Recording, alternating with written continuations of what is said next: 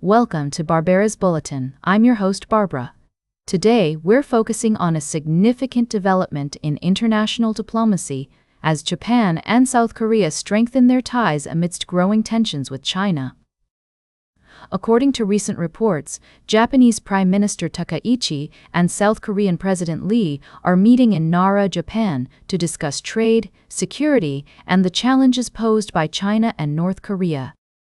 This meeting is particularly noteworthy, given the historical disputes between Japan and South Korea, including issues of forced labor and sexual slavery during World War II. However, both leaders have expressed a desire to improve their relationship, with Takaichi seeking to reassure Seoul that Tokyo is committed to their mutual security and economic interests. The talks are also expected to touch on the issue of China's growing assertiveness in the region, including its claims on Taiwan. As we've seen in recent weeks, the situation in Asia is becoming increasingly complex, with multiple players vying for influence. The meeting between Takaichi and Lee is a significant step towards strengthening the Japan-South Korea alliance, which is crucial in maintaining regional stability. It's worth noting that this development comes on the heels of South Korean President Lee's visit to China, where he met with Chinese leader Xi Jinping. The fact that Lee is now meeting with Takaichi in Japan suggests that Seoul is seeking to maintain a balanced approach in its relationships with both countries. As we continue to monitor the situation in Asia, it's clear that the dynamics between Japan, South Korea, and China will play a significant role in shaping the region's future. We'll be keeping a close eye on these developments and bringing you updates as more information becomes available. We'll be right back with more of today's top news on Barbara's Bulletin. Welcome back to Barbara's Bulletin. We're taking a closer look at some significant developments from around the world. First, let's head to Argentina, where devastating wildfires are raging across the country. The fires have burned over 1 million hectares of land, forcing thousands of people to evacuate their homes. The Argentine government has declared a state of emergency and is working to contain the blazes.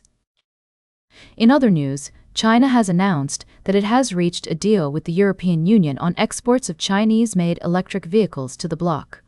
According to China's Commerce Ministry, the EU will be issuing guidelines on minimum pricing for Chinese auto exporters.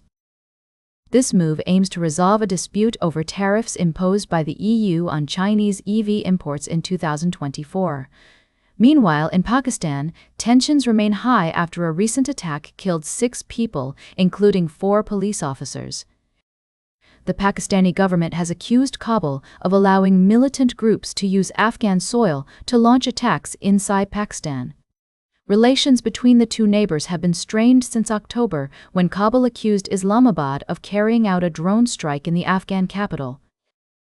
Lastly, let's take a look at some international trade news.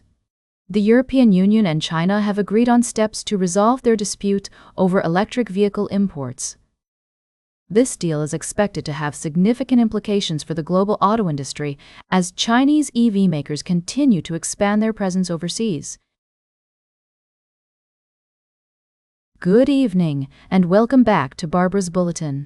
As we close out today's show, I want to take a moment to talk about a story that has been unfolding in the Gaza Strip. The conflict between Israel and Palestinian militants has been ongoing for years, but recent developments have left many wondering what the future holds for this embattled region. Just yesterday, reports emerged of an Israeli drone strike that killed at least 3 people near the center of Khan Yunis. This incident is just the latest in a series of violent exchanges between Israel and Gaza militants, despite a ceasefire agreement that was put in place back in October. But amidst all the chaos and destruction, there are stories of resilience and hope. I want to share with you the story of Tulin al-Hindi, a 7-year-old girl who is attending school in a makeshift tent in northern Gaza. Despite the challenges she faces, including regular gunfire and explosions from Israeli-controlled territory just a short distance away, Tulin is determined to learn. Her school, the North Educational School, has been set up in blue plastic tents in the ruins of the community of Beit Lahia, within eyesight of the Yellow Line, held by Israeli forces. It's a stark reminder of the harsh realities that many children in Gaza face every day. As I listen to Tulen's story, I'm struck by her bravery and determination. She and her classmates are learning to adapt to a new normal, one that is marked by uncertainty and danger. But despite these challenges, they remain committed to their education and to building a better future for themselves and their community.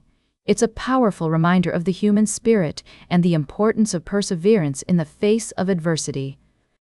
As we close out today's show, I want to leave you with a sense of hope and optimism, even in the face of conflict and uncertainty. The situation in Gaza is complex and multifaceted, and there are no easy solutions.